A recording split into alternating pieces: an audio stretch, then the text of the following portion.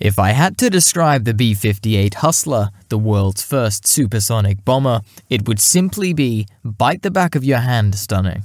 No doubt, she is a work of 1950s aviation art.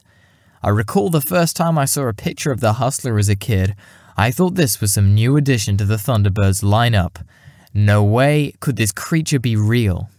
Imagine little Joe's joy on finding out this was an actual aircraft. So began the torment for my parents. For months I pestered my old dear for an Airfix Hustler from the local model shop. Rest in peace, Model Mart of Willesden Green. You are dearly missed. Anyway, needless to say, I didn't get one, although I did get a few well-deserved clips around the ear. Can't win them all. Apart from being a great-looking machine, she really had it where it counted.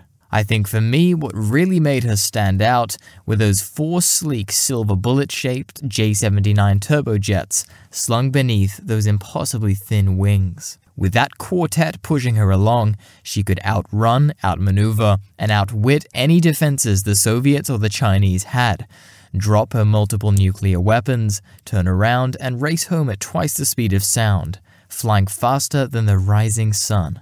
The Hustler was so fast that even though serving for only 10 years, the numerous world speed and altitude records that she set still stand today. But more importantly, she scared the Russians to the point that just her mere existence may have prevented nuclear war. However, many have stated that the B-58 was a failure, that she was too expensive, too dangerous, too challenging to fly, had too many design flaws, limited range, and so on. But in my humble opinion, they are all wrong. The B-58 was none of those things. In reality, she was a truly magnificent machine, and simply an unfortunate victim of political machinations and intrigue. The only mistake was that she was cancelled when she was. In this video, we will cover the history, technology, and achievements surrounding this sleek, shrink-wrapped beauty. Along the way, I will attempt to dispel the many myths surrounding America's genuine greased lightning. So, to the little Joes in all of us, don your aviators, pass the Beamans, and let's get cracking. In 1946, just as the Second World War, humanity's most destructive war, had finally ended in the Pacific, the legendary Curtis LeMay, who later became the Commander-in-Chief of the Strategic Air Command, began planning the future priorities of the USAAF. He made it clear that any future military plans would need interceptors, penetration, and all-weather fighters for tactical air command with medium and heavy bombers to project the might of the Strategic Air Command. This news must have been a welcome relief to US aircraft manufacturers, who between 1940 and 1945 had built nearly 300,000 aircraft, only to see orders suddenly dry up after the war. The future was uncertain, and the industry was eager to get something into the order books, so on hearing of LeMay's plans, began calling for funds to launch exploratory studies into the numerous technological and performance advances that had emerged during the war, either domestically or captured German technology, in a bid to keep themselves afloat. The USAAF was more than happy to oblige, this being the start of the Cold War, a time when East and West governments were being kept awake at night by real or imagined weapons in each other's armories. Generals wanted to know what was possible, what could the best minds of America conjure up. With these fears in mind, they kicked off the first Generalized Bomber Study, or simply GEBO, in March 1946.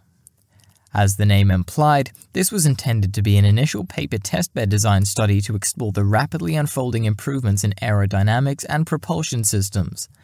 They wanted to see if some meaningful figures could be produced, and determine what would be necessary to build a bomber with a gross weight of up to 1,200,000 pounds, haul a 10,000-pound bomb load, with complete all-around defensive armament, and to top it off, achieve all this at supersonic speeds. Say what you like, but those lads in the 5-sided building on the Potomac certainly knew how to set a high bar. This was at a time when the UK was still writing out the specifications for its first subsonic jet bombers. Now, bear in mind at the time, there existed no jet engines powerful enough for the task set before them. Many manufacturers and engineers doubted whether the current power plant technology and what was known about swept-back wings, ejection seats, navigation computers, flight controls, fuel systems, and the materials required for supersonic flight could be adapted to the task. Along with all of those potential questions, there needed to be more research into delta wings. The little that was available was limited to wind tunnel testing of the DM-1, a wooden delta-winged glider, which the Allies had captured from Germany. However, some in the American aircraft industry were so self-assured in their technical achievements and abilities that when they were set what seemed to outsiders to be almost impossible performance goals, they would shrug and say, "So, how high and how fast?" A testament to their immense confidence. So high was their confidence that by June 1948, just Convair alone had completed studies that consisted of nearly 10,000 configurations, which looked at the effects of different wing areas, thickness, and sweep, as well as the impact of various numbers and types of turbojet and turboprop engines on speed. While researching this video, I wanted to find out the exact moment when the idea of building a supersonic delta-winged bomber was first seriously proposed. Honestly, it would have been easier to find the source of the Nile. Although some Air Force studies investigated the potential of building one around the time of GBO-1, it was most likely, from what I could find, first seriously suggested in late 1949 by the Director of the Research and Development Office, Brigadier General Donald Putt, when he directed the Air Materiel Command, who were responsible for the procurement, supply, and maintenance of aircraft for the USAF. That effort be applied for a possible supersonic bomber, and recommended that they should approach the aircraft industry for a new and possibly unconventional approach to the intercontinental bomber problem, based on minimum specific military requirements to be established in cooperation with its headquarters. Brigadier General Donald Putt's suggestion saw some ideas emerge from various research departments within the USAF that added reconnaissance capability to the conceptual bomber. During discussions, it was recommended that the total distance to target be separated into 3 distinct zones, which would consist of logistics, combat, and target zones. The objective was to improve performance within the combat and target zones, with the bomber being supersonic in both zones or just the target zone. With this new design item in the minds of the USAF, a new study, GBO-2, was launched in March 1949. Which this time specified a bomber or reconnaissance aircraft capable of between Mach 0.9 and 1.5 in the 500 to 2,000 mile deep target zone, and having a 3,500 to 4,500 mile combat radius. This was a tall order, since it came less than 2 years after U.S. Air Force Captain Chuck Yeager aboard the rocket-powered Bell X-1 had achieved sustained supersonic flight on October 14, 1947. Which was still rare and challenging, only achievable for short periods measured in seconds or minutes by specialized single-seat research aircraft like the X-1. And here was the US government asking for a bomber that could maintain speeds of over Mach 1 over continental distances. However, after the Soviet Union detonated their first atomic bomb in August 1949, the GBO-2 project took on a more focused and urgent approach. So much so that an in-service date of 1958 was set for a supersonic SAC bomber capable of delivering a load of bombs weighing between 20 to 50,000 pounds. Boeing, Curtiss, Convair, Douglas, Martin, and North American Aviation all presented proposals, some conventional, some outright bizarre, but most of them proposing dart-shaped swept-wing aircraft. In contrast, Convair was developing a delta-wing design, having extensively tested it with their XF-92A interceptor prototype, and were well on their way to building the F-102 to the same formula. They had discovered that the delta wing offered several advantages over swept-wing designs. It was inherently strong, simple in structure, exceptionally stable in thin air, and had good low-speed handling qualities with stall-free characteristics. Additionally, the delta wing minimized transonic drag by allowing for a thinner profile while increasing lift at speeds up to Mach 1. The large surface area also provided a naturally spacious internal volume, which, if properly designed, offered exceptional fuel capacity. I want to say a big thank you to everyone for taking the time to watch. It means a lot for me to share my love of aviation with like-minded people. However, I have a small favor to ask of you. If you're enjoying this video, please press the like button. This small action makes a world of difference for a small channel like mine. Now back to the story. Initially, aircraft designers could see no way of meeting the requirement of a supersonic aircraft capable of intercontinental ranges, so some boldly proposed the technique of the Parasite. With this concept, a supersonic Parasite bomber would be strapped beneath a large carrier aircraft that ferried it close to the target. At that point, it would be released to complete its mission and return to the mothership after its attack, hooking on for a free ride home. Convair was no different. They had been working on their own concept of the Parasite bomber for a while. Their plan was to have a Parasite aircraft either suspended under or halfway enclosed in a B-56 bomb bay. The Parasite aircraft would have 2 turbojets in partially buried wing nacelles, with 2 further expandable turbojet engines suspended, one under each wing, and an additional turbojet engine fitted to an expendable pod that housed the nuclear payload. Once airborne, the B-56 would carry the Parasite 2,000 miles to the edge of the logistics zone, launch it, and return to base. The Parasite bomber, once released, would fire up her 5 engines and accelerate to Mach 1.3 in the combat zone, accelerating up to 1.5 Mach once in the target zone.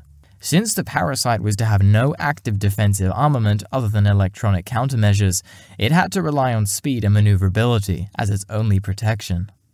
Once within the target zone, the bomber would release its nuclear payload along with its turbojet engine pod, turn around, and start its homeward journey, dropping its 2 external wing-mounted engines along the way once out of the combat zone. By the time the Jibo 2 studies had ended, Convair had completed thousands of configurations which examined various Parasite or partially expendable component principles.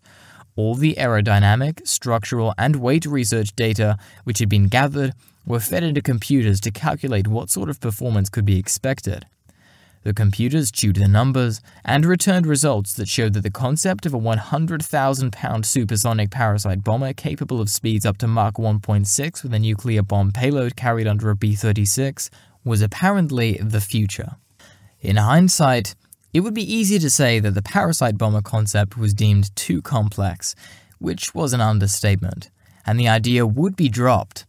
Still, at the time, jet engine technology lagged behind airframe design, and trying to fulfill the requirement for a supersonic bomber meant more engines and hitching a ride.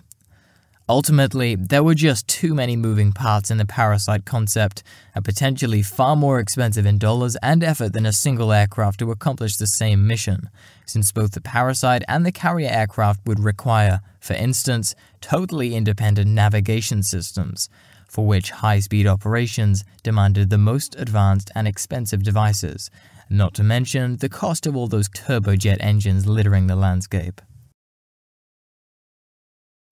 By early 1951, only Boeing and Convair remained in the running. The other manufacturers either didn't bother to submit proposals or had them rejected, as was the case for the Douglas MX-2091 and Martin MX-2092. The Boeing proposal, labeled with company model number 484, assigned designation MX-1712, later changed to MX-1965, which was an exceptionally conservative design, resembling their very successful B-47 Stratojet, albeit with a longer pointed nose, swept wings under which hung a pair of podded engines. In those days, strategic atomic bombs were enormous, and everyone hoped they could be made smaller. But you can't design a bomber based on hope. In the case of subsonic bombers like the B-52, it was possible to plan the fuselage around a huge bomb bay, but the performance penalties would be severe for a supersonic bomber. Given the designation MX-1626, Convair's design had by now dropped the whole Parasite bomber idea and went for a different approach. You see, no matter how clever a company is, sometimes the only possible answer is to cheat. Their idea was unusual, if not unique.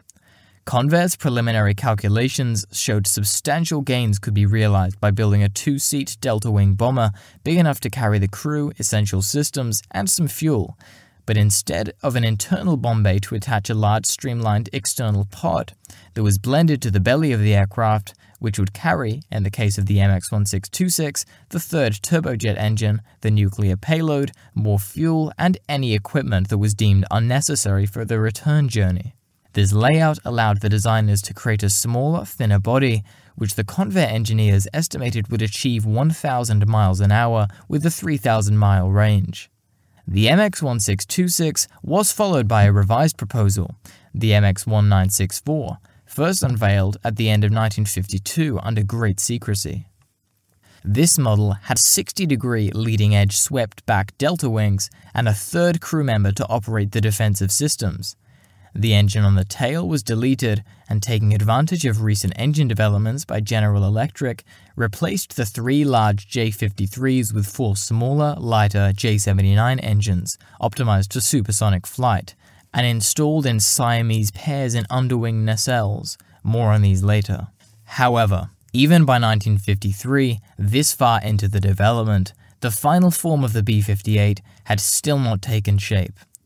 At this time, Configuration 2, as it was known, as seen in this picture, still consisted of a lengthy semi-integral streamlined pod attached to an upper section rather than separated by a pylon. Nose gear requirements were also complicated by the fact that both the pod and the return component required a separate nose wheel assembly.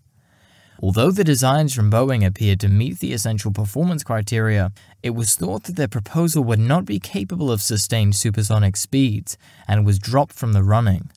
In October 1952, Convair was chosen and handed a contract to build 2 prototypes that the USAF wanted flight-ready by 1956. The contract they had won was unlike those for prior military aircraft. Convair was expected to develop the entire system under the Weapons System Management concept, in which Convair acted as the prime contractor responsible for everything, from soup to nuts, not just the aircraft airframe. Convair was required to devise or subcontract everything associated with the aircraft's operation, from the training manuals to spare components and software.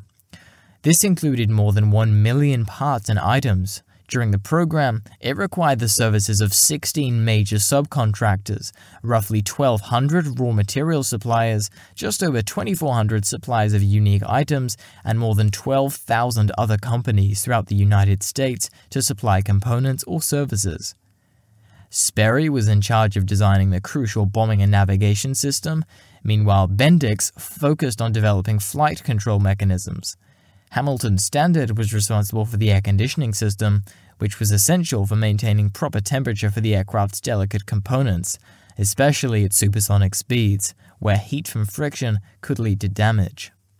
All the teams working on the project were highly compartmentalized to reduce the chance of the aircraft being seen or plans being leaked to the Soviets. Before the rollout on the 31st of August 1956, no unauthorized individual knew its shape or basic configuration, other than it was supposed to be a supersonic bomber, and at the time, various magazines were planted to mislead the world into believing it was to be a giant 8-engined bomber.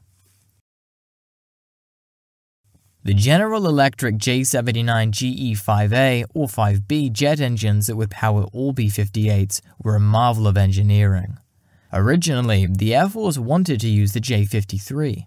However, GE had in mind a smaller, lighter engine, only 38 inches in diameter, with low frontal drag. This was to be unlike any existing engine. It has been claimed that they are as mechanically correct as can be, with quote-unquote only single spool, using a 17-stage compressor with variable incidence stator blades. Today, we'd call it old school, and far removed from Frank Whittle's original creation. This was a classic among aero engines, and the design did the most to put GE at the forefront of the propulsion field. With a distinctive howl at certain throttle positions, they were loud. Countryside shaking loud.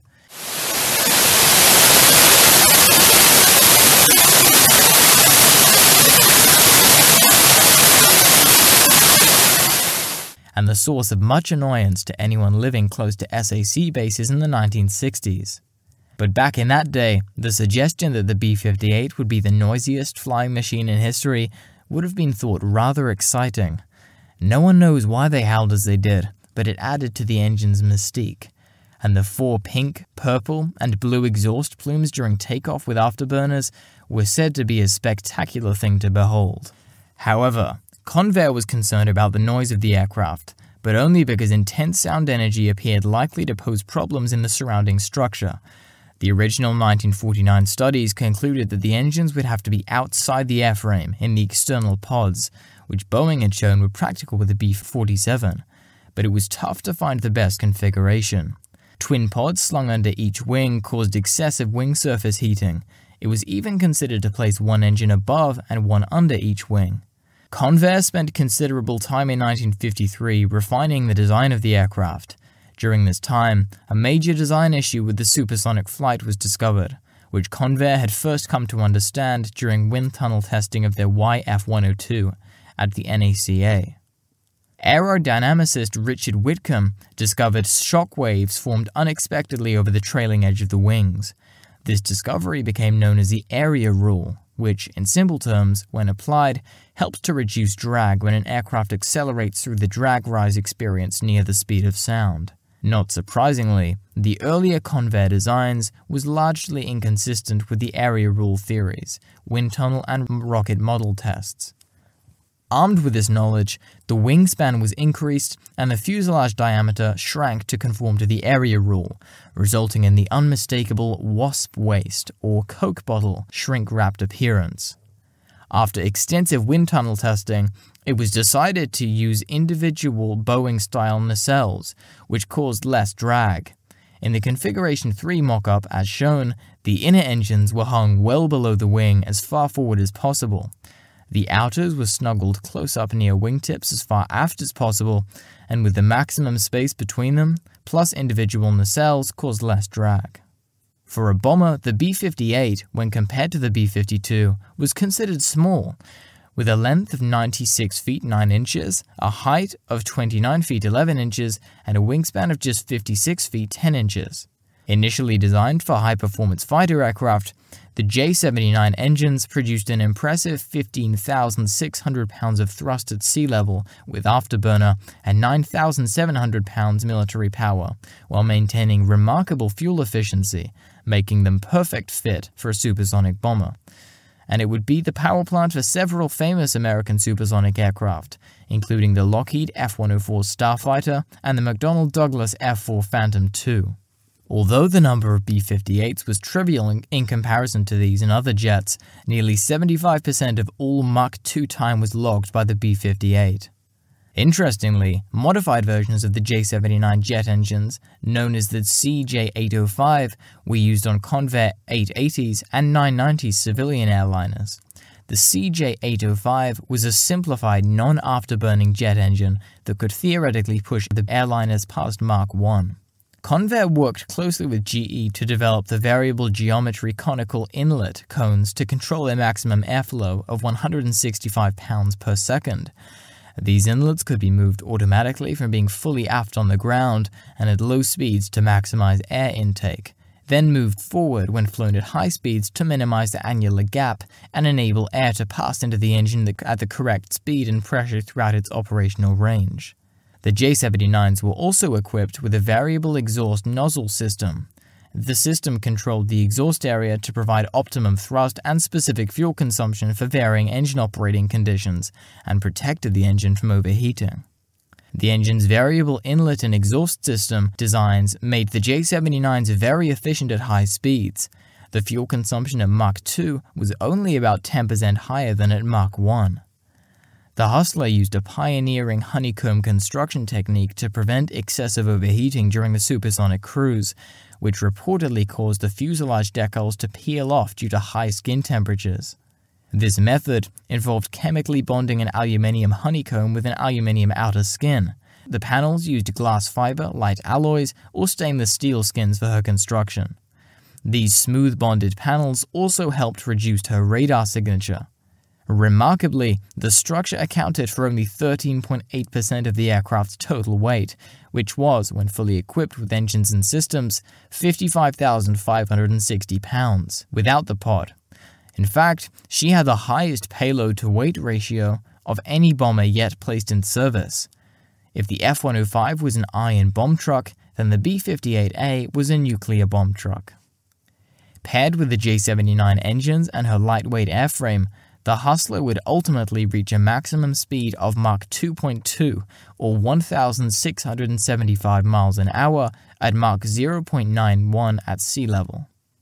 The Hustler's cruise speed was 610 miles an hour with an initial climb rate of 38,650 feet per minute and a maximum combat ceiling of 63,400 feet. The B-58 rate of climb was said to be quite impressive and was quite capable of passing through 40,000 feet by the time she passed over the end of the runway. As impressive as the data appeared on paper, there were, during development, many who were skeptical that the B-58 would still not produce the required performance, even after the area rule modifications and revised engine positions, with many at the top wanting her dropped completely.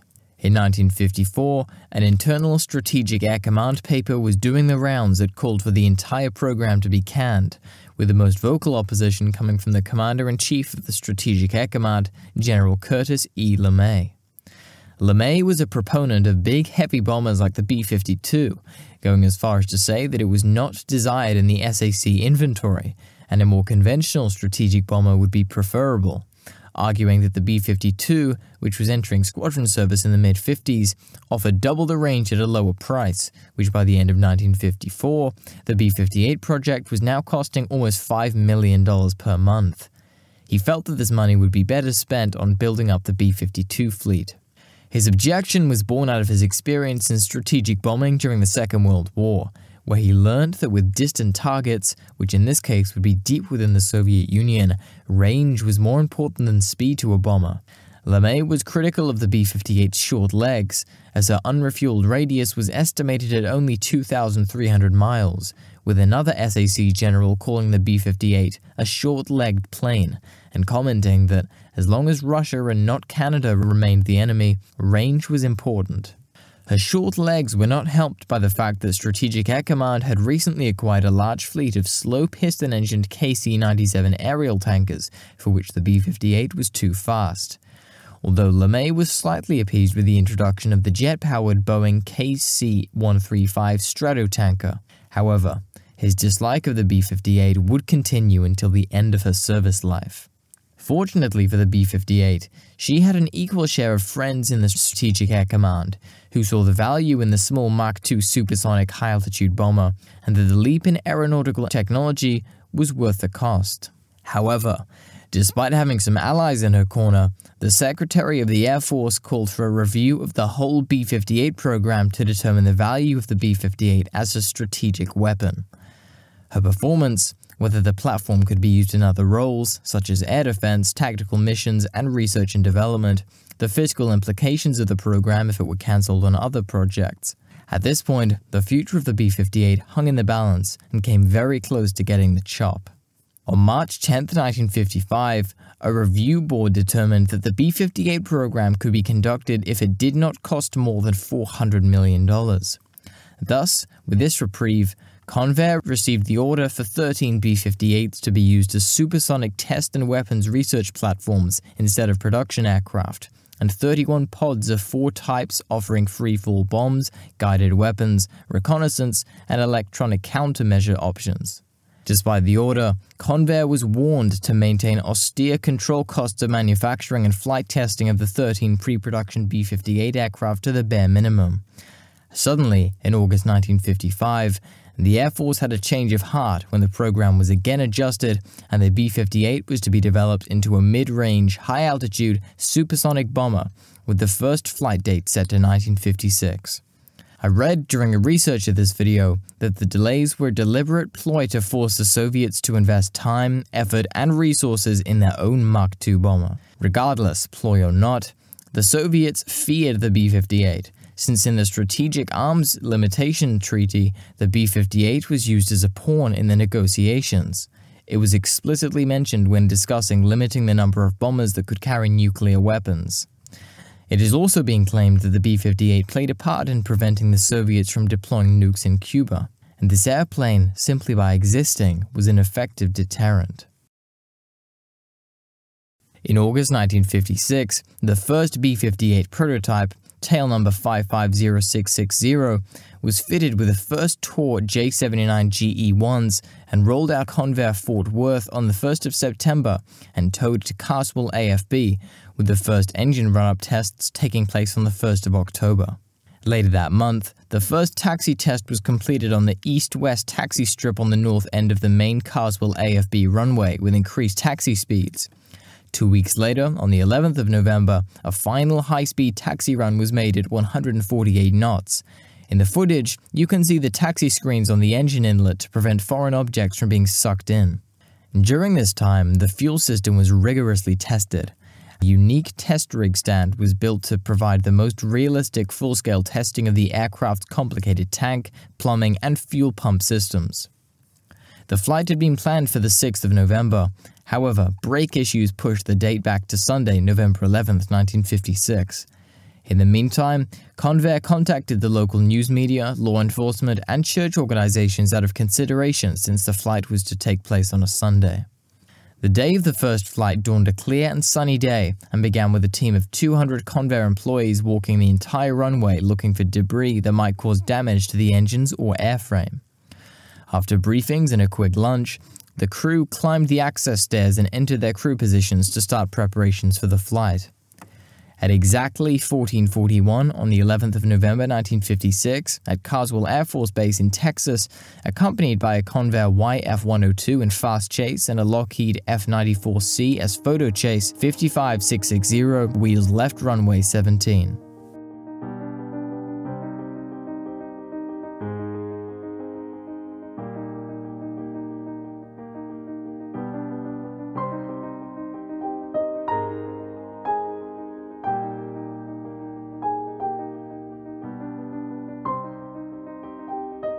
The Hustler headed south on her maiden flight with Convair's highly respected chief test pilot Beryl Erickson at the controls, with flight test observer and systems specialist John McEachin in the second seat and flight test engineer Charles Harrison in the third seat.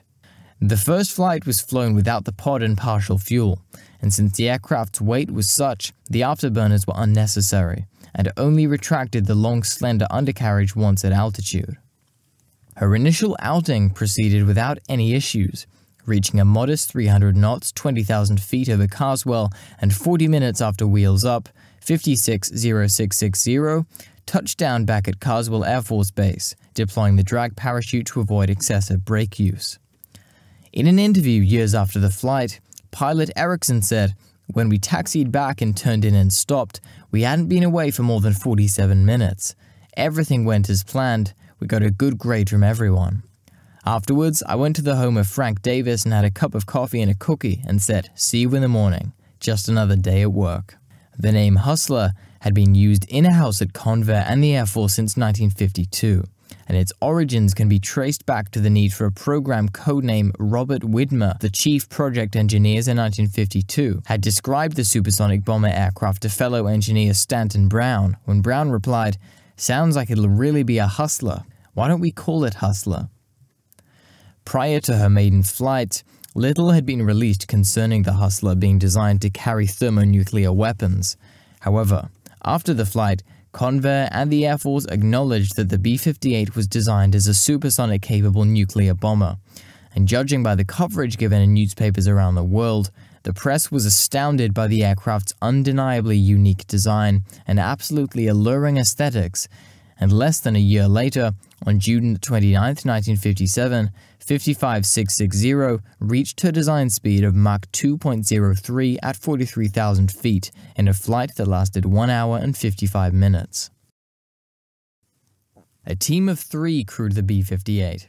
The pilot, the radar navigator/bombardier, referred to as NAV, and the Defense Systems Operator, or DSO. They each occupied separate cockpits arranged in tandem, equipped with their own canopy. The pilot's cockpit followed a mostly conventional design for a large multi-engine aircraft, with the original ejection seat offset to the left side of the centerline shown in the footage. The crew area was often considered cramped and claustrophobic, despite comprising about half of the fuselage's internal volume. However, there was a crawlway passage between the second and third crew stations, and communication between the crew required complete reliance on the interphone system, the navigator and DSO stations, each having foot-activated microphone buttons. The original ejection seats were the SAC seat type, meaning the crew on earlier B-58A wore pressure-type oxygen equipment or partial pressure suits and protective helmets on every flight. The trouble with ejecting in Mach 2 was that the SAC seat did not provide the crew with any protection. The few who attempted ejection above Mach 1 suffered severe injuries, and the use of the seat in Mach 2 would inevitably have had fatal results. It had become apparent relatively early in the flight test program that a new seat was desperately needed. Working with the Stanley Aviation Corporation led to innovative individual ejection capsules designed to eject at up to 70,000 feet and speeds reaching Mach 2. The Model B capsule system, as it was known, comprised a self-contained protective three-piece watertight clamshell that rotated down once the ejection handle was pulled, instantly enclosing the seat with a control stick and an oxygen cylinder. The crewman's knees were automatically raised to his chest in a semi-fetal position. In the event of oxygen or pressurization failure, the clamshell would also close and pressurize the capsule within 7 seconds. This meant that the pressure suits and bailout oxygen bottles were unnecessary. I've read that after the capsules were installed, B-58 crews could fly in shirt sleeves, no parachutes, no life jacket or exposure suit.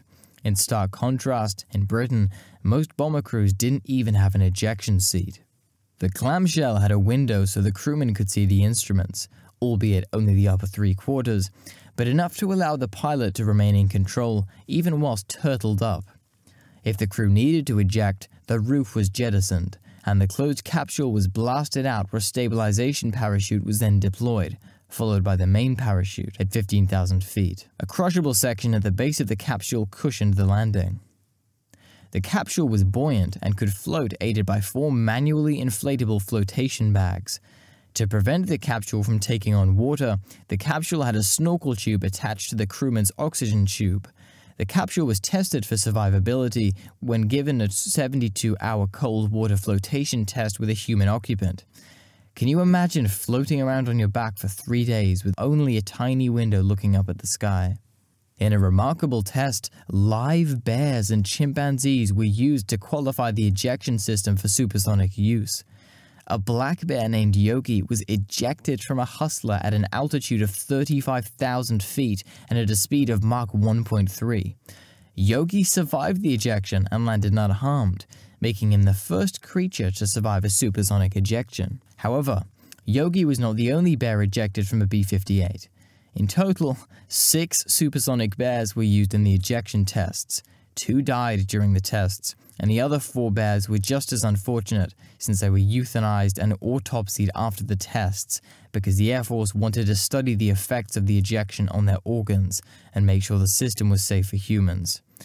Imagine being blasted out of a jet at Mach 1, survive, only to be chopped up.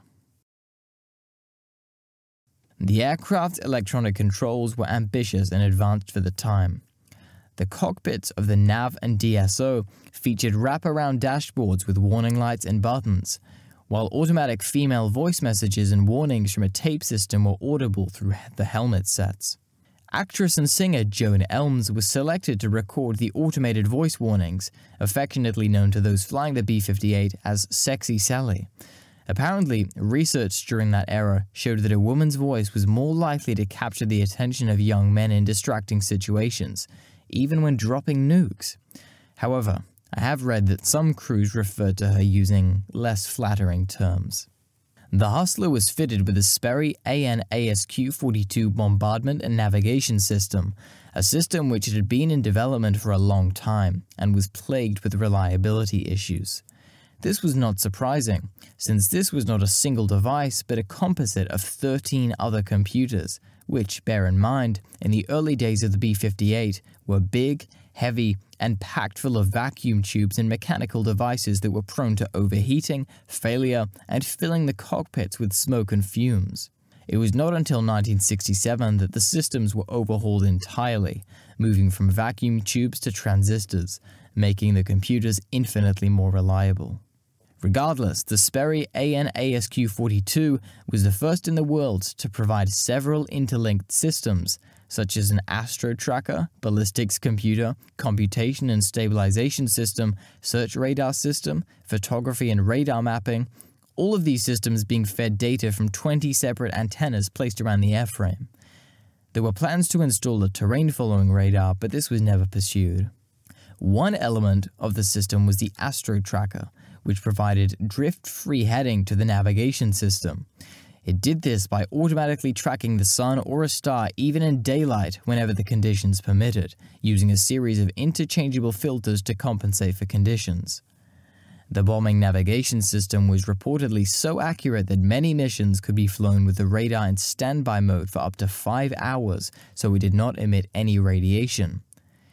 When they got close to the target, the navigator would switch from standby to on, and they would often be close to their intended waypoint, with a few adjustments to the course. The radar would then be switched back to standby, keeping the B-58 as dark for as long as possible in enemy territory. The bombing and navigation system accuracy was thanks to the highly advanced inertial measurement system, IMU, known as a stable table. This gimbaled platform, located mid-fuselage along with the astro tracker, equipped with gyros and accelerometers, was one of the earliest inertial systems used in military aircraft, offering unprecedented accuracy in long-range navigation. Bendix Aviation developed a highly advanced autopilot system to maintain a specific Mach number and altitude or follow a programmed flight path. It was also designed to handle landing approaches in all weather conditions, which not only made the aircraft easier for pilots to handle, but also allowed it to achieve incredible speeds at all altitudes. No doubt the systems were so advanced that at the time, it must have felt to the crew that they were being paid to have a free ride and watch complex systems do everything for them. From the start, the Hustler was designed for no other purpose than to carry a single nuclear weapon. Going all the way back to the Parasite bomber concept, it was envisaged that the payload and some fuel would be housed within an external pod slung under the belly. However, the design for this pod underwent numerous and significant revisions. The pod concept allowed the Hustler to be adapted to multiple roles without making fundamental changes to the airframe. As you can imagine, there is so much to these pods that they could make an entire 2-hour video on their own, but I've tried to keep to the most salient points. The original pod, called the Controllable Bomb Pod, or CBP, also referred to as the MA-1C, was designed as a self-propelled missile containing a nuclear warhead and powered by a liquid-fuel rocket. Once released from the B-58, the rocket motors would take it to a maximum altitude of 108,000 feet at a top speed of Mach 4, from where the 27,000-pound pod would then glide to its intended target, helped by Sperry inertial guidance systems over 160 miles away. Although 12 were ordered, they were all subsequently cancelled, and the idea was shelved after its first flight when both Convair and the Air Force questioned why a Mach 2 bomber needed a standoff missile. Work on the MC-1 reconnaissance pod intended for the RB-58A reconnaissance Hustler began work in 1953, with Fairchild Camera and Instrument Company being responsible for supplying the cameras that had to be custom-built to fit into the pod's dimensions. To say this pod was filled with cameras would be an understatement. Looking at various sources, the one MC-1 pod that was built but never flown contained 13 or 14 cameras, depending on the source, to record every angle possible. Both the MA-1C and MC-1 were cancelled in 1957, after more than $100 million had been spent on their development. The MA-1C was replaced with the MB-1C pod, a standard free-falling unit 57 feet long, or 60% the length of the fuselage. And because it was 5 feet in diameter, the Hustler's undercarriage had to be exceptionally tall to provide sufficient clearance. And this was essentially a finned aerodynamic shell with a pair of fuel tanks and a variable yield Y-39Y11 thermonuclear bomb. The MB-1C pod was arranged so that it had an equipment bay, a forward fuel tank, a bay for the thermonuclear weapon, an aft fuel tank, a tail cone, fins for pod stabilization, and a 28-volt battery package to serve as a power source after pod release. It originally existed in at least 5 forms of bomb/fuel configuration, and later as a photo, bomb, or fuel pod for strategic reconnaissance. By the 29th of June 1960, the B-58 flown by Beryl Erickson took 550660 up to Mach 2.03 with an MB-1 pod attached. Although the first pod drop with a dummy nuclear warhead was not made until May 1960. Outside the Soviet Union, the MB-1C was the largest regular item dropped from an aircraft. The pod, loaded with fuel, nuke, and kit, weighed around 36,000 pounds, according to the Hustler technical manuals. The MB-1C pod had a relatively short service life due to persistent fuel leakage into the weapons bay. After several years of fighting leaks led to the introduction of the much-favored two-component pod, or TCP. The 37,900-pound TCP had the same overall profile as the older MB-1C. However, it was composed of 2 pods. The TCP lower body was 54 feet long and 5 feet in diameter, which nested around the upper pod and contained 24,000 pounds of fuel.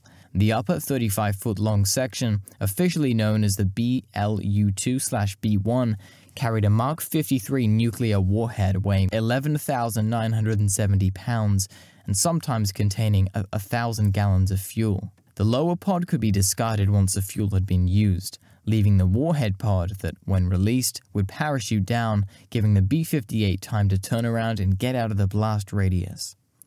A lower, larger fuel pod from a TCP was successfully dropped in May 1960, followed in December when the upper section was dropped. In February 1961, finally the Hustler's weapon system proved it would work when a B-58A made the first Mach 2 drop of an upper section, or at least under test conditions. In 1958, an additional 17 B-58As were ordered to be designated as RB-58As that were intended to carry the MC-1 reconnaissance pod that was festooned with cameras. Although due to the complex systems, all of these aircraft were used in the test program. One was converted to a TB-58A trainer, 1 airframe was used for fatigue testing, 4 were destroyed in test program crashes. Almost as soon as she entered squadron service, the SAC began to reconsider the original operational requirements of 1 bomb, 1 target. Therefore, from 1961 to 1963, the B-58A fleet was retrofitted with 2 tandem stub pylons under each wing root adjacent to the centerline pod for Mach 43 or Mach 61 nuclear weapons. This made it possible for the Hustler to hit up to 5 targets without returning to base to rearm. Throughout the development of the Hustler, the intention was always for her to be a nuke carrier, and no serious consideration was really ever given to conventional bombing.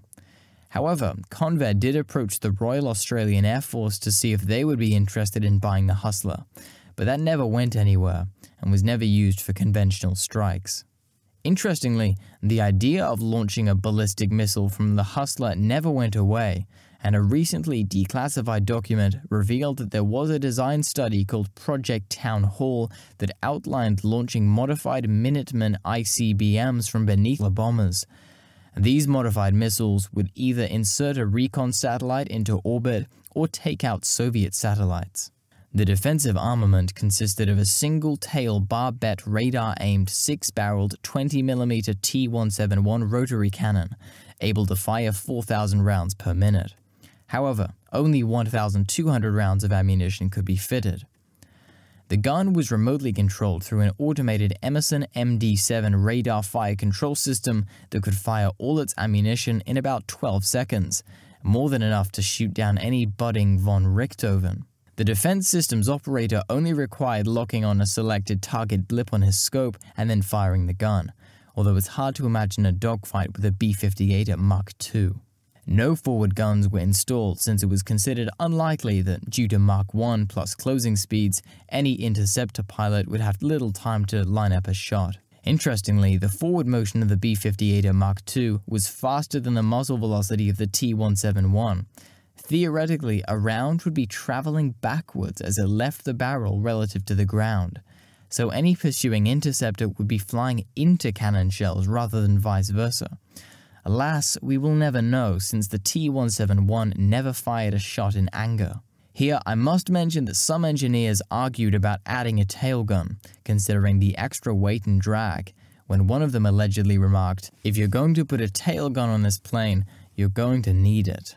My opinion, and this is only my opinion, one of the only aircraft that stood a chance of intercepting the Hustler was the Soviet MiG-21, which had a top speed of Mach 2.2, a better rate of climb, and was more maneuverable than the B-58. Reassuringly for the B-58 crew, the CIA estimated in 1964 that the chances of a successful intercept by a MiG-21 were marginal. This was due to several factors, including the B-58's speed, altitude, and electronic countermeasures. As a side note, another aircraft that might have been capable of intercepting the B-58 would have been the French Mirage 3. But what about the English Electric Lightning? Could the B-58 have been intercepted? Comment below, I'd love to hear your thoughts on this. Also, please don't forget to like, subscribe, and let me know what you think of the magnificent B-58. The B-58 held an impressive 19 records during its service. On the 10th of May 1961, a 43rd Bomb Wing B-58A Hustler numbered 592451, the Firefly, flown by Major Elmer Murphy, Navigator Major Eugene Moses, and Defensive Systems Operator First Lieutenant David F. Dickerson, won the Blériot Trophy with a sustained speed of 1,302 miles an hour.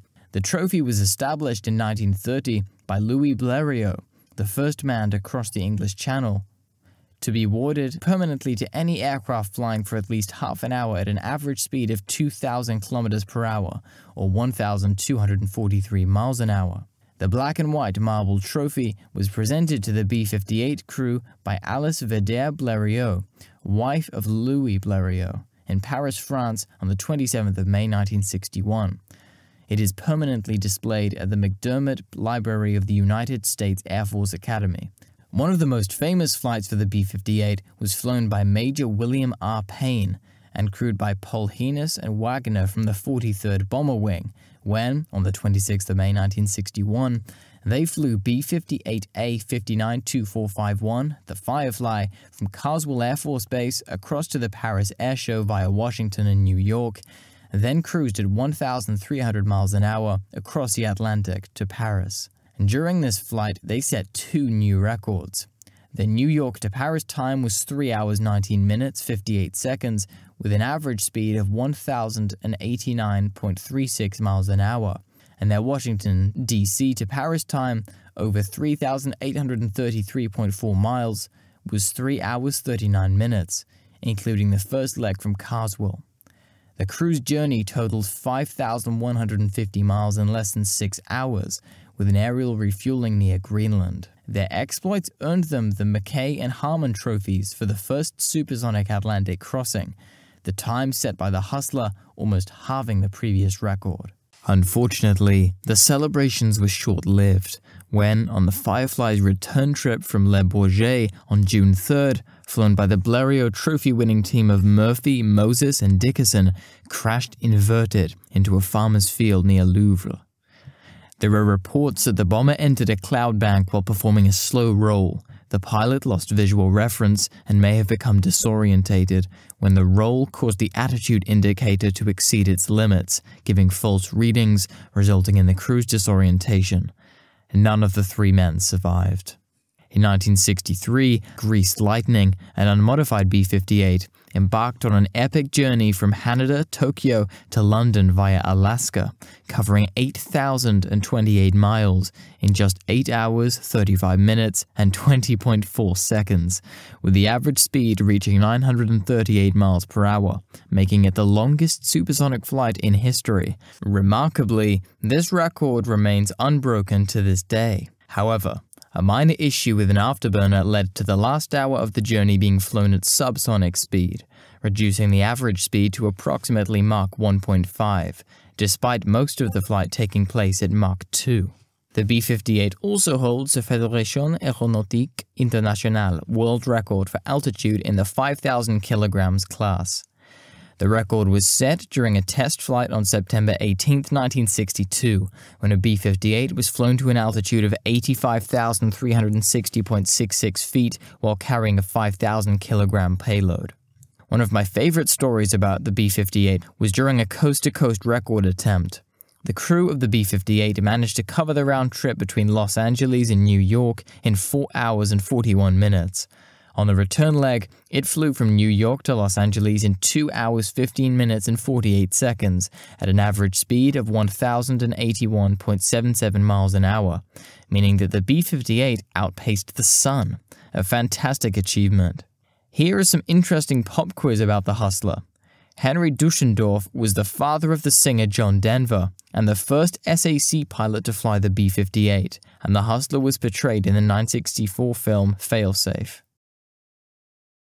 One of the reasons given for why the B-58A was cancelled was that the mission for what it was designed was rendered obsolete with the introduction of the Soviet SA-75 Dvina surface-to-air missiles, known to NATO as the SA-2 guideline, the same type used to shoot down the U-2 flown by Gary Powers. However, the B-58A had a trick up her sleeve. Not only was her performance exceptional at high altitude, but her extremely thin, solid, structurally simple and lightweight delta wing made her surprisingly well suited as a low-altitude penetrator, which Convair had originally predicted she would be, and a role for which they were very successful. Even prior to the U-2 incident, Strategic Air Command crews were already training for low-level strike missions, flying low and fast, with the highly accurate radar altimeter giving the pilot the data to take a right down on the deck, like the Blackburn Buccaneer, to treetop level, lost among the ground clutter, well below enemy early warning and missile guidance radars, where the Hustler with her high speed, small size and low radar cross-section could comfortably avoid detection while flying in the turbulence found at low altitudes, something that the B-47 and giant lumbering barn-door target B-52 would find challenging. On September 18, 1958, during a test flight, in a highly successful effort to demonstrate the B-58's low-altitude performance in a simulated combat situation, B.A. Erickson flew a 1,220 nautical mile route from Fort Worth via El Paso and Phoenix to Bakersfield, California, at altitudes varying from 100 to 500 feet and speeds above 600 knots. Recording that the ride remained smooth, stable, with excellent flying qualities throughout. However, the onboard footage shows that the airspeed indicated 800 knots. Convair was confident that the bomber could perform well at even lower altitudes. However, at that time, the delayed Sperry AN/ASG-42 bombing and navigation system had yet to be operationally validated. One of the most memorable low-level missions occurred in March 1964, when a Hustler was sent to conduct photo reconnaissance flights after the Alaskan earthquake. 2 B-58As flew at only 500 feet, just below cloud cover, and completed their mission in such a short amount of time that the photos were in Washington 14 hours after they had been given the task. Many saw this change in strategy to low-level penetration as a mistake, since the U-2, which the Dvina had shot down, could hardly turn, speed up, or slow down, and as such did not stand a chance to outmaneuver a SAM. Some have said it's possible the B-58 would have done better, much better. The B-58 Hustler began to be introduced into USAF service in January 1958, when the 6,592nd Test Squadron was established at Carswell's Air Force Base to perform acceptance tests, which was conveniently located directly across the runway from the Convair Fort Worth factory where the Hustlers were being built, handy if they needed maintenance assistance or spare parts. Testing the pods was critical for the USAF, since this was the sole purpose of the B-58. They wanted to know if the pods, when released, would not damage the aircraft or the pod and be delivered without tumbling. Multiple tests were conducted with the various pods until the Hustler finally entered active service with the United States Air Force in March 1960, thus becoming the first supersonic bomber to be put into operational deployment. 2 SAC bomb wings operated the B-58 during its relatively short active service. The 43rd Bombardment Wing in 1960, which had moved from Davis-Monthan AFB, Arizona to Carswell Air Force Base on the 15th of March 1960, and then onto Little Rock AFB from 1964 to 1970, and the 305th Bombardment Wing, based at Bunker Hill, AFB in slightly colder Indiana from 1961 to 1970, which was renamed Grissom in May 1968. Between 1960 and 1961, the 43rd, with 40 aircraft, continued to conduct evaluations on the TB-58s and RB-58As while training crews for the Hustler operations, and this continued until the wing became operational in 1962. Pilots for the Hustler were trained on the TF-102A Delta Dagger to gain delta wing experience, after which many found that the B-58 handled very much like the TF-102A. After a couple of flights in the smaller Delta, they would solo in the Dagger with an instructor flying alongside in chase aircraft. Once comfortable with the delta wing aircraft, they would begin training on the TB-58 dual-control Hustler, usually making 2 daily flights to add to their 30 hours in the flight simulator. During the 1960s, the two wings remained at readiness at their bases in the United States, where they could be airborne within 5 minutes and reach their intended targets with a single refueling. Like those operating B-52 bombers, Hustler units took part in MITO, or Minimum Interval Takeoff drills. These drills involved the rapid launch of up to 15 B-58 bombers within 15 minutes. The video shows the Hustlers taking off in rapid order, ensuring the strike force was airborne before Soviet submarine missiles could strike SAC airfields. This large-scale takeoff method was first tested at Edwards Air Force Base in January 1963, starting with only 6 planes. In practice, the B-58A's smaller wingspan allowed the aircraft to take off from both sides of an SAC runway simultaneously. This reduced the interval between launches to just 15 seconds, something that the much larger B-52 could not achieve. To be sure, the crews were always ready. Half-buried mole-hole alert barracks were constructed to provide the alert crews with a comfortable living environment as they waited for the alert klaxon signaling them to rush to their aircraft, which was stationed in the open or in Hustler huts. Typically, crews spent 1 week on alert and the next on stand-down, taking refresher flights. The 3-person crew had to stay together constantly. Jokingly, it was said that if one went to the restroom, the other 2 had to go as well. For leisure, golf was an option, but a vehicle would trail the players around the course, ready to pick them up if an alert was triggered. For actual wartime scenarios, mission routes and targets were already planned out, with detailed maps provided to each crew for missions they had studied in advance. Given the Hustler's incredible speed, covering about 1,000 feet per second at low altitudes, precise planning and navigation were crucial, or there could be trouble. Two of the many criticisms leveled at the B-58 were her accident rate and the Hustler's design flaws. Firstly, let me address the attrition rate, which has often been cited as one of the leading causes of her withdrawal from service. Many of the accidents did not need to happen, and many were not attributable to the aircraft. The usual 22% loss rate we see banded, where of the 116 built, 26 were lost, is generally incorrect. It was 24, not 26 Hustlers destroyed. Of these, 7 were lost during her testing and evaluation phase before they were handed over to the Air Force, and everyone knows that there is a considerable difference in losses in developments and those in service. When in service, 17 Hustlers were lost in accidents over those 10 years. That's 14.6% of the 116 total produced. Of the 17, 2 were lost at the Paris Air Show, and 1 was lost during a takeoff drill at Bunker Hill, which we cover briefly, with 4 losses in the last 4 years of the Hustler's service being caused by mechanical failure. Interestingly, 32 SR-71 Blackbirds were built and 12 were lost in accidents during service. This means that 37.5% of the SR-71 fleet was lost in accidents, and no one would call the Blackbird a failure. The B-47 once experienced 28 accidents, accounting for 63 lives in a single year. Having said that, in the early 1960s, a total of 7 crew members and 5 Hustlers were lost in quick succession due to mechanical failures. The first was 58-1020, the 10th aircraft to come off the production line, when on the 27th of December 1961, experienced an engine flameout due to a ruptured fuel manifold. The crew ejected and survived, but the aircraft was destroyed. 2 months later, in February 1962, the crew of 59-2447 Rapid Rabbit was lucky to have survived an inverted ejection after the Mach and airspeed systems malfunctioned. Once again, the aircraft was lost. However, a couple of weeks later in March, the crew of 59-2459 were not to have the same luck when a mechanical failure of the flight control system on takeoff from Carswell Air Force Base cost the lives of Captain Robert E. Harter, Navigator Captain Jack D.V. Jones, and DSO First Lieutenant James T. McKenzie. A month later, near Bunker Hill Air Force Base, 59-2462 crashed shortly after takeoff due to a control system failure.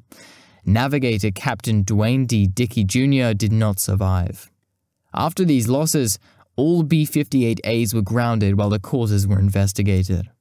However, in September 1962, B-58A 612057 was destroyed when she disintegrated in midair while flying SuperSonic. Once again, a control system failure was to blame, which made the aircraft yaw violently at almost Mach 2, causing the tail and pod to break away. None of the three crew, Lieutenant Colonel John G. Trevisani, Navigator Captain Arthur L. Freed, and DSO Captain Renato P. Morey survived. One of the most potentially catastrophic incidents took place when, on cold, icy December 8, 1964, a nuclear-armed B-58A 601116 was taxiing at Bunker Hill for a minimum interval takeoff exercise. As 601116 was reaching the runway, the aircraft ahead of it advanced their throttles, and the combination of the jet blast from the forward aircraft, the icy service conditions, and the power applied to 601116 while attempting to turn onto the runway, pilot Captain Leary Johnson lost control. The aircraft slid off the left-hand side of the taxiway. The left main landing gear passed over a flush-mounted taxiway light fixture, and 10 feet farther along in its travel, grazed the left edge of a concrete light base. 10 feet later, the left main landing gear struck a concrete electrical manhole box. Captain Leary Johnson, unaware of the obstruction and thinking they had just rolled into the mud, pushed the throttles harder. With this extra force and sudden shear strain, the landing gear bent and then snapped, and the entire plane came down on a thermonuclear bomb and fuel pod. Because of its high alert status, the B-58 always stayed fully fueled, and now 14,000 gallons instantly ignited, erupting beneath the Hustler.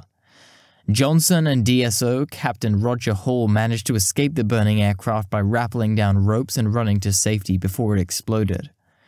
Navigator Captain Manuel Rocky Cervantes, on the other hand, sat in the center cockpit, realized the fire would reach his cockpit first, and decided to take his chances with ejecting, knowing that the escaped capsule wasn't designed to eject at speeds below 100 knots. The capsule shot him 400 feet in the air. However, he landed hard in a snowbank, 548 feet from the aircraft, the main parachute failing to deploy due to the lack of forward speed. Cervantes died an hour later. The fire burnt portions of the 5 nuclear weapons on board the aircraft. The high explosives in the weapon did not detonate, although some portions melted and burnt. One weapon that caught fire was removed from the accident area and extinguished by placing it in a shallow trench and covering it with sand. The contaminated area was excavated and buried along with the aircraft wreckage at a different location on the base. Regarding her design flaw, there is no doubt the aircraft was complex and could be challenging to fly. However, any new aircraft that has design flaws that are addressed during testing and development. Almost all issues had been resolved by the time the B-58 reached squadron service. The only flaw that plagued the B-58 was political will, which did not seem to exist. Conception was that the Hustler required more frequent aerial refueling, especially refueling closer to the target, which would pose a problem. In reality, the B-52 and the B-58 required refueling to reach their wartime targets. However, with a single visit to the refueling tanker, the B-58 had the range to reach all her targets. The advantage the B-58 had over the B-52 was clear. She was faster, flew lower, dropped more nuclear weapons, and stood a greater chance of evading enemy radar and figures. I can't say the same for the B-52. However, there came a time when the nuclear deterrent would switch from bombers to both land-based and submarine-launched ballistic missiles. These were much more capable, accurate, and importantly, unstoppable. And as such, the need for a supersonic nuclear-only bomber was challenging to justify. While researching this video, I came across an interesting issue regarding what some sources refer to as a phenomenon called fuel stacking or wing heaviness, which was fuel movement during acceleration or deceleration within the tanks. The stacking would lead to sudden changes in the center of gravity, which could cause the B-58 to unexpectedly pitch or bank, potentially compromising control if the pilot tried to overcorrect the movements. I'm not sure how accurate this is, but I thought I'd mention it. B-58 never saw combat. In fact, she never dropped a single weapon in any conflict, although there were plans to deploy the aircraft to Vietnam as a pathfinder, where the B-58 would have flown as lead aircraft flanked alongside by several F-105 Thunder Chiefs, leading them to their designated target. However, this plan never came to fruition and remained on the drawing board. The political higher-ups decided that the B-58 was too valuable in her role as a nuclear strike aircraft, since many of the B-52s had been sent to Vietnam to support the war effort there. So had they sent any B-58s to Vietnam, it would have left the US with fewer airborne nuclear strike options. Although there has been a long-running rumor that a single B-58 was painted in a Southeast Asia camouflage scheme, I found one photo online, but I can't be sure. Let me know what you think. Myth usually trotted out against the Hustler is that the B-58 was more expensive to operate and maintain than the B-52.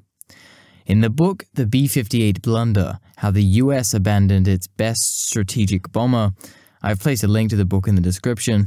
Its author, Colonel George Holt Jr., who flew the Hustler for 3 years, lays out the costs, stating it is never mentioned that when the arguments were made, they were comparing the cost of a B-58 wing to a B-52 wing, rather than a cost per aircraft. As I understood it, this error led to incorrect claims that for the price of 2 B-58 wings, they could operate 6 B-52 wings. Why is this important? Well, opponents stated that one B-58 wing was 3 times as expensive as a single B-52 wing. However, they failed to consider a significant omission. One B-58 wing contained 39 aircraft, almost 3 times as many aircraft as a B-52 wing, with just 15 bombers. Also, there is the consideration that the B-52s were spread out across 6 bases around the country, which only added to the cost due to the replication of duties and equipment, and the B-52 having a larger crew, which is again more expensive. In contrast, the B-58 had a 3-man crew. In the book, Colonel George Holt Jr. provides figures for 1960, where the annual operating figures for a single B-52 came in at $1.42 million, whereas the B-58 was a relative bargain at only $1.21 million. I recommend any B-58 fans to read his book and listen to his interview, to which I've placed a link in the description. The B-52s were dispersed across various bases, so they stood a better chance of surviving a nuclear strike and getting into the air, whereas the B-58 could start engines and taxi in 2 minutes or faster from getting the signal, twice as fast as the B-52, with all the Hustlers able to take off in 15-second intervals. This meant that all 32 aircraft on alert across the 2 bases deep inside the US could be airborne within 7 minutes before any Russian ballistic missile could hit them.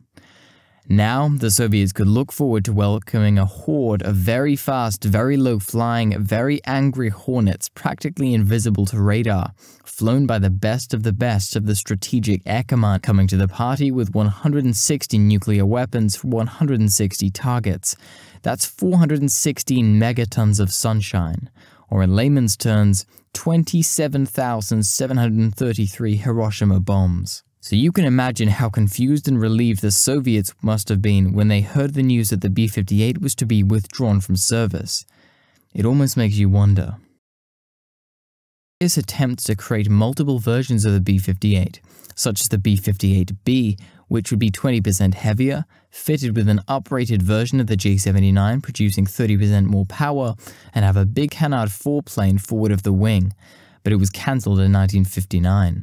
Another variant was the B-58C, which was to have four 32,500-pound thrust Pratt & Whitney J58 engines, the same engines used to power the SR-71. It looked like someone had taken the B-58 by the nose and tail and stretched it. The B-58C was to be a strategic tactical interceptor with a top speed of Mach 3, a max range of 5,200 nautical miles, and a service ceiling of 70,000 feet. And it was matched with a whole variety of weapon systems. The Air Force disputed these numbers as gross exaggeration and was ultimately not interested. Convair also proposed a twin-engined interceptor B-58, version B-58D, which had a shorter range and was armed with air-to-air missiles, and the proposed B-58E, designed as both a fighter and a tactical bomber for the Air Force and Navy for missions in Vietnam. Another version of the B-58 was the Super Hustler, a name given to a series of designs in which the B-58A carried the Super Hustler Parasite aircraft in place of the pod, which it would release over the target and was expected to reach Mach 4 with a combination of ramjets and turbojets for propulsion. One of the strangest variants was the conversion of the B-58 into a supersonic transport by furnishing the MB-1C pod to carry passengers. The pod would have been equipped with environmental systems, allowing 5 researchers to study supersonic effect at high altitudes. Convair also proposed the CV-58-9 supersonic passenger jet, which was to be a B-58A with a 150-foot-long slim fuselage body, seating 52 passengers in 1x1 rows, with an estimated range of 2,900 miles, and cruise at Mach 2.4 on 4 J58 engines. Again, the same engines used on the SR-71. It was claimed that it could be in the air by 1963. Unfortunately, a lack of interest and support from the military, along with the airline's uncertainty and their need, and a difficult economic period, killed the project before full-scale aircraft could be built. Convair was nothing if not confident of its abilities. At SAC senior leadership had doubts about the B-58A. General Curtis LeMay remained dissatisfied after a flight, citing its small size, exorbitant maintenance costs for combat readiness, and excessive reliance on aerial refueling to complete a mission. But if you were to point the finger of blame at one single person who was responsible for the demise of the B-58, then that would be Secretary of Defense Robert McNamara. President John F. Kennedy brought in McNamara to sort out the Defense Department, and he went at it like a bull in a china shop. McNamara was keen on the FB-111 and considered ICBMs to be the future and more cost-effective than manned bombers. Since neither LeMay nor McNamara were keen on the B-58, it was not a difficult choice for them to announce in 1965 that by 1970, all B-58s would be phased out. A few final words about the B-58. Many have said that it was a failure and a waste of money, but what they do not mention is the vast amount of technology which was born and knowledge gained from the B-58 programs. The excellent Sperry bomb nav system, the advances in jet engine technology, the materials research, the further understanding of aerodynamics. She certainly worried the Soviets, and maybe this was her success. Her mere presence was enough because she never had to drop a nuke, and any deterrent you don't have to use is an effective deterrent.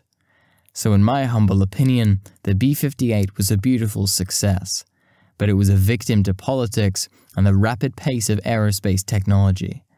Just 1 decade was the difference between groundbreaking and obsolete. B-58s were retired in January 1970. After which they were placed into storage with the Military Aircraft Storage and Disposition Center at Davis-Monthan Air Force Base. The fleet survived intact until 1977, when nearly all remaining aircraft were sold to Southwestern Alloys for disposal. However, from what I could find online, there are about 8 surviving B-58s in museums around the United States. It's an iconic aircraft that has left an indelible mark in aviation history. And maybe the voice of Sexy Sally is still inside those silent hustlers.